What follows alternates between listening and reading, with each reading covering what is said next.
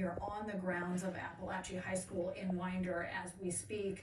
Law enforcement still there, and it's a coordinated effort right now from local, state, and federal law enforcement, both on the scene here and as this investigation moves forward. And so this is, again, as Cheryl mentioned, the second helicopter that we're seeing. Initially, we saw that first helicopter as soon as we came on air, and that sort of puts into perspective now that we've been told there's a possibility of multiple casualties that are here on this scene of Appalachee High School. While we haven't been given an update from the sheriff's office on what are the conditions of the people who are possibly in harm's way inside the school, we can report that another medical helicopter has landed there on the grounds.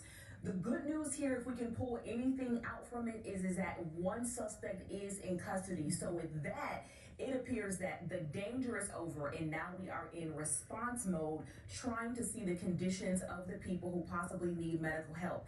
The time now is 12:13. Let's walk it back. That first call came in at 10:23. So we're coming up on 2 hours of this situation as parents' hearts are pounding, trying to figure out, is my child safe?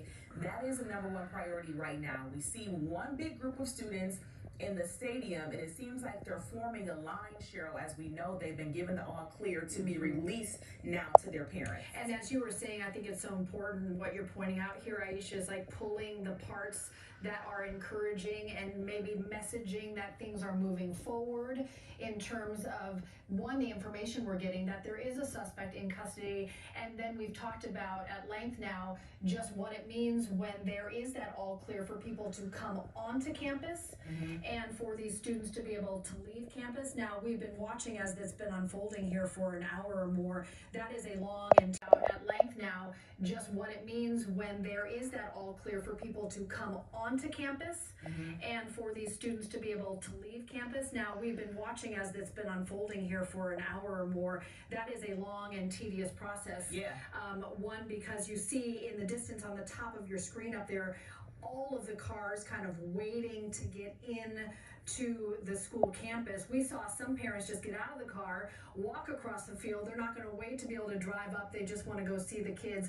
But you see by the number of students still there on the field, this is taking some time. But we're talking about a school of 1,900 students, and then you add all the staff to that. This is a massive response on so many different levels. And then we also want to bring you back to, and within the last 15 minutes, we saw a group of emergency vehicles peel off from the scene and go in a different direction. So we're also trying to work to see where they were headed, if there is a different part here.